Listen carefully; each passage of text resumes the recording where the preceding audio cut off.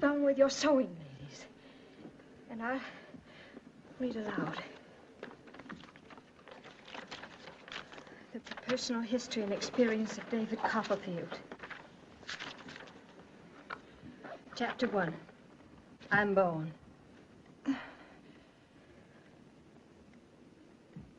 To begin my life with the beginning of my life, I record that I was born. Chapter 9. I have a memorable birthday. I pass over all that happened at school until the anniversary of my birthday came round in March. Except that Steerforth was more to be admired than ever, I remember nothing.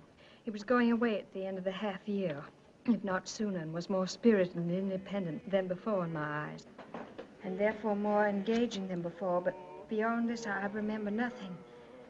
The great... I remember nothing.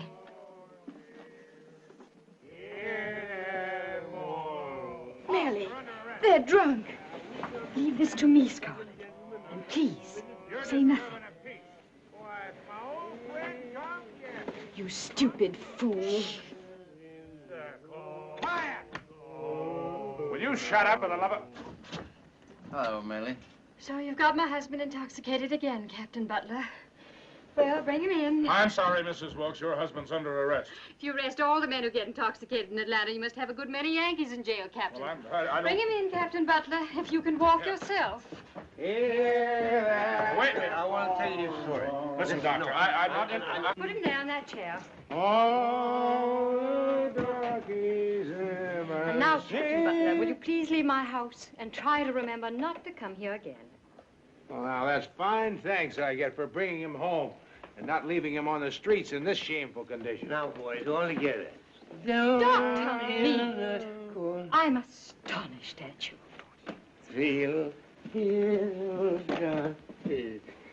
sing down. Oh, Ashley, how can you do this to me? I ain't so very drunk, Millie. Take him into the bedroom, Mammy. Lay him out on the bed as usual. Don't touch him. He's under arrest. Sergeant! Now, Tom, what do you want to arrest him for? I've seen him drunker.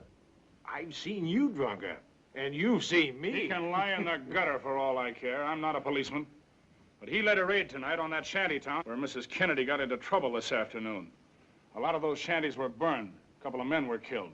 It's about time you rebels learned you can't take the law into your own hands. Well, what are you laughing at? This isn't your night to teach that lesson, Tom. These two have been with me tonight. Yes, sir. With you, Rhett? Where? I don't like to say in the presence of ladies. You'd better say. Come out on the porch and I'll tell you. Speak out, Captain Butler. I think I have a right to know where my husband's been.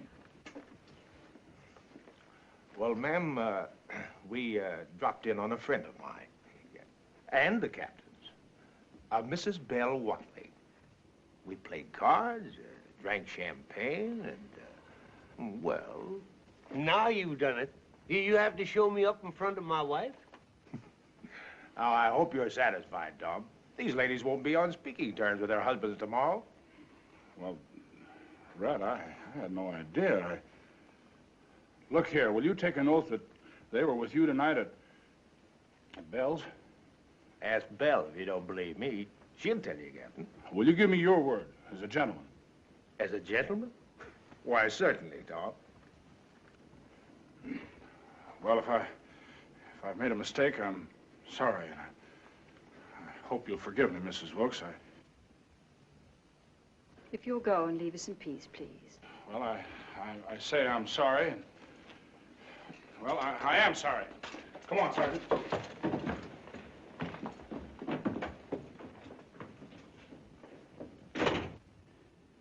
Lock that door. Pull down the shades.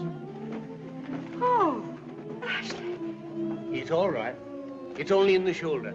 Get him on the bed where I can dress the wound. I think I can walk. It's not worth the effort. Which way? In here. Mammy, I'll want some hot water. Yes. And lint for bandages. Okay. Now, what can I use for a probe if I only had my bag? Were you really there? What did it look like?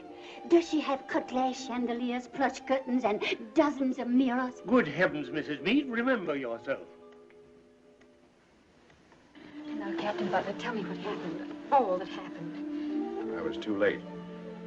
When I got to the old Sullivan place, there'd already been a skirmish with the Yankees. Found Mr. Wilkes wounded, and Dr. Meade was with him.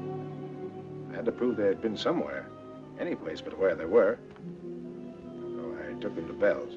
And she took them in. She's by way of being an old friend of mine. Oh, I'm sorry. I'm sorry. I couldn't think up a more dignified alibi. This isn't the first time you've come between me and disaster, Captain Butler.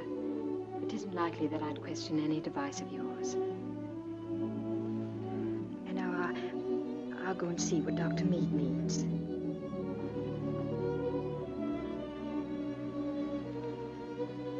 Ashley. Ashley. Have you no interest in what's become of your own husband, Mrs. Kennedy? Did Frank go with you to Bell Watling's? No. Well, where is he? He's lying out on Decatur Road. Shot through the head. He's dead.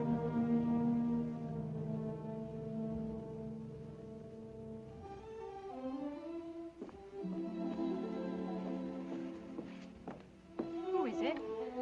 It's Miss Watling. Oh, Miss Watling. Won't you come in the house? Oh, no, I couldn't do that, Miss Wilkes. You come in and sit a minute with me.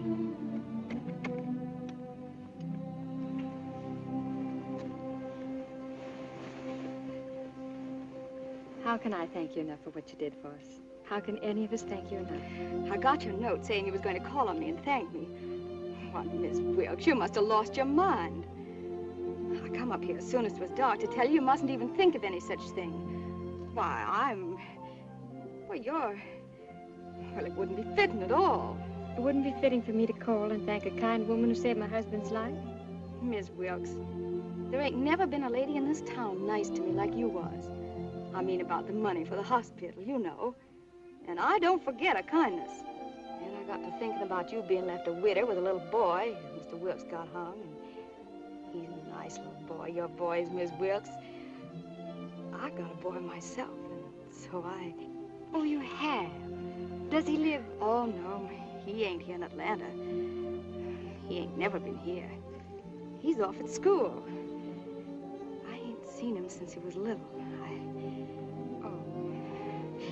Well, anyways, if it had been that Miss Kennedy's husband by himself, I wouldn't have lifted a finger no matter what Captain Butler said. She's a mighty cold woman, prancing about Atlanta by herself. She killed her husband, same as if she shot him. You mustn't say unkind things about my sister-in-law. Oh. Please don't freeze me, Miss Wilkes. I forgot how you liked her. But she just ain't in the same class with you, and I can't help it if I think so. Well, anyways, I gotta be going. I'm scared somebody will recognize this carriage if I stayed here any longer. That wouldn't do you no good. And Miss Wilkes, if you ever see me on the street, you don't have to speak to me. I'll understand.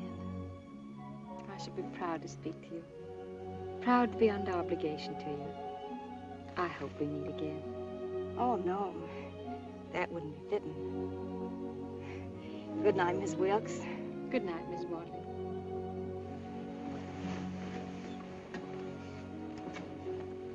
And you're wrong about Miss Kennedy. She's broken-hearted about